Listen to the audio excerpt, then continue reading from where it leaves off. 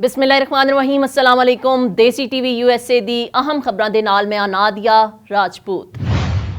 Canada दे सूबे British Columbia दे विच तैयारा गिरन तों भारत दे 2 ज़ेरे तरबियत पायलट्स हलाक हो गए ते भारतीय मीडिया के मुताबिक कैनेडा के हुकाम का कहना है कि 2 इंजन ते मुश्तमिल निक्के त्यारे सवार एक और पायलट भी हलाक होया है ते तैयारे दे गिरन तों जमीन ते कोई जानी नुकसान नहीं होया ते त्यारा टैण दे मकाम नूं सील कर दिता गया ते मलबे नूं हटाउण दा काम जारी है। त्यारा टैण दी वजूहात मालूम करन लई तहकीकात शुरू कर दित्तियां गईयां ने।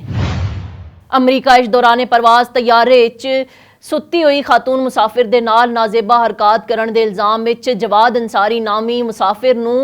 2 साल कैद ते $40,000 की सज़ा सुना दी गई। आलमी खबर रसां अदारे के मुताबिक अमरीकी अदालत ने फरवरी 2020 होने वाले जिनसी हरासानी के वाक़े का फैसला सुना दिता, जिस एक मर्द मुसाफिर ते तैयारे सुत्ती हुई खातून मुसाफिर नूं नामुनासिब अंदाज तों टच करन दा इल्जाम सी। 50 साला अमरीकी शहरी जवाद अंसारी ते इल्जाम सी कि उसने 2020 च क्लेवलैंड तों लॉस एंजलिस जाण वाली परवाज विच उस वेले एक खातून दे नाल नाजेबा हरकत कीती सी जद सो रही सी।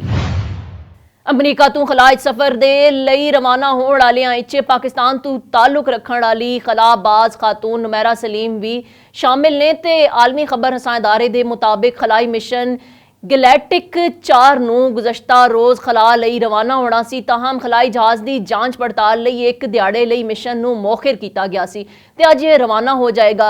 गैलेक्टिक 4 विच अमले दे 3 अरकान दे इलावा खला दे सफर ते जाण वाले 3 सयाह भी होणगे, जिन्हां ने सफर लई तगड़ा किराया अदा किया। सयाहां नूं इस सफर लई तरबियत दित्ती गई है। ICC क्रिकेट वर्ल्ड कप के मैचेस के दौरान मुंबई पुलिस नूं अहमदाबाद क्रिकेट स्टेडियम नूं धमाके तों उड़ान की धमकी आमेज ईमेल मौसूल हो गई है ते मीडिया की रिपोर्ट्स के मुताबिक मुंबई पुलिस नूं ईमेल मौसूल हुई है जिस विच अहमदाबाद क्रिकेट स्टेडियम ते भारतीय वज़ीर-ए-आज़म नरेंद्र मोदी नूं धमाके तों उड़ान की धमकी दी गई है ते दहशतगर्दां ने 500 करोड़ रुपए अदा करन ते गैंगस्टर रवि बिश्नोई नूं रिहा करन दा मुतालबा कीता है। पाक भारत टाकरे दा जनून मारूफ WWE रैसलर दी ग्रेट खली नूं भी मैदान विच लै आया है ते समाजी राबते दी साइट इंस्टाग्राम ते मारूफ WWE रैसलर दी ग्रेट खली ने अपनी वीडियो शेयर की है जिस विच ओह कैप्टन्स डे दे मौके ते भारतीय कप्तान रोहित शर्मा समेत दीगर कप्तानां दे नाल मौजूद सन। वीडियो विच वेखिया जा सकता है जिस विच ओह सब तों वड्डा क्रिकेट फैन दा कार्ड पहने हुए ने ते इस मौका ते रैसलर ने पाक भारत टाकरे लई पाकिस्तान क्रिकेट टीम नूं भी पैगाम दिता है।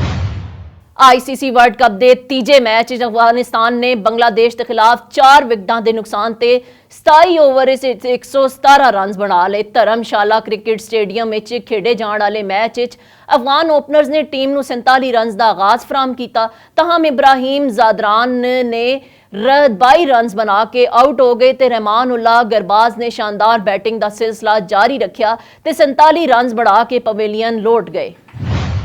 देसी टीवी यूएसए तो हुण तक इतना ही। मजीद खबरां ते अपडेट्स लई वेखदे रहो देसी टीवी यूएसए।